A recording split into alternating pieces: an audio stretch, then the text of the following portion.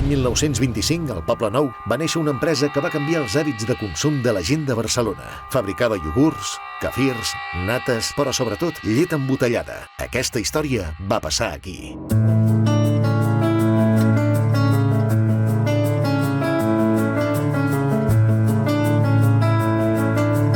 Som al carrer Pujades, on inicialment, en el número 5 i posteriorment en el número 25, va haver-hi la Societat Anònima Letona.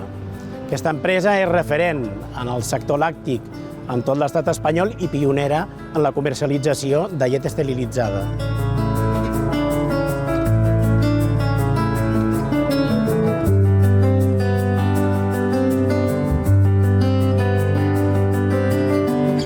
L'empresa Letona es funda l'any 1925 i és fruit de la situació del moment. Ens hem d'imaginar una ciutat a principis del segle XX on hi havia quasi 700 vaqueries. Aleshores, era on la gent anava a buscar la llet, amb els envasos que tinguessin, botelles de vidre, la lletera d'alumini típica, etc. Però això, clar, no era una garantia de salubritat, i a més, tampoc hi havia una homogeneïtzació de preus quant al producte. Aleshores, una associació de 15 persones, que eren ramaders i venedors de llet, van acordar ajuntar-se i poder fer aquesta fabricació o aquesta pasteurització de la llet per tenir un producte estandarditzat i poder-ho servir a tota la comunitat de la ciutat de Barcelona amb unes condicions sanitàries correctes. Els inicis van ser molt durs perquè havies d'acostumar a la gent, que estava acostumada a anar a buscar la llet a les vaqueries d'una forma, a dir-los que a partir d'ara tu els hi podies subministrar envasada i fer-los veure que realment aquesta llet era igual de bona que la que ells anaven a buscar a la vaqueria, però que tu ja li donaves envasada. Això va ser molt complicat. En aquesta fàbrica, que hi havia aquí darrere, va ser la primera fàbrica que va tenir una línia d'envasat de producte esterilitzat a tot l'estat. Les primeres, evidentment, eren unes màquines i unes envasadores molt petites, on una vegada estaven emplenades les ampolles, es passaven manualment amb una persona que amb una altra màquina les tancava manualment. Tot això, evidentment, tenia una velocitat. Posteriorment va evolucionar i es va comprar maquinària de la qual ja es feien productes en continu.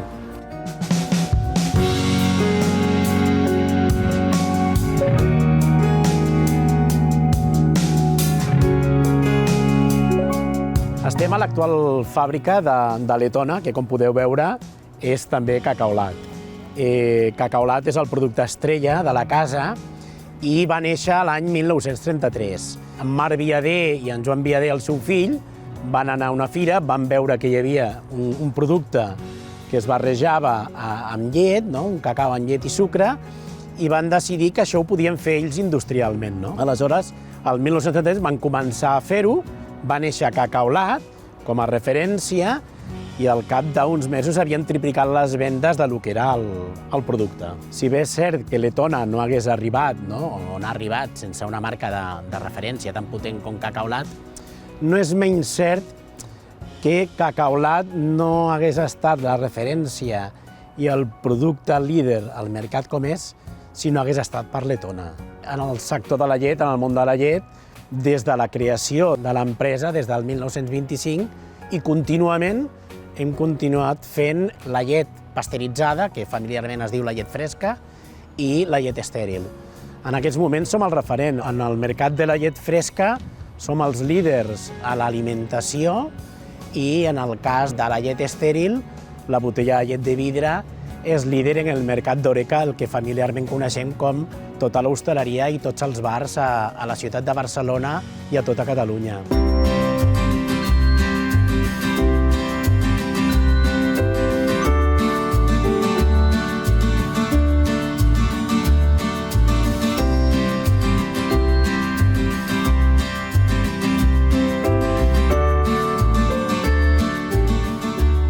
Jo vaig començar a treballar a la Letona, que en diem, a l'any 1990, I vaig començar a la fàbrica que hem vist abans, al carrer Pujades 25.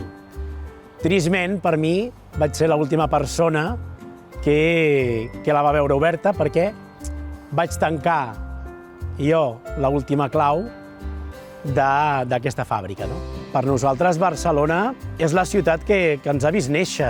Barcelona és la ciutat que ens ha ajudat a créixer. O sigui, tots els seus bars, tots els seus supermercats, tots els seus establiments d'alimentació ens han ajudat a créixer i, sobretot, a ser el que som ara i a expandir-nos internacionalment. Ara estem a Santa Coloma de Gramenet, però per mi no ha canviat res. Per mi és la letona i la cacaulat de tota la vida.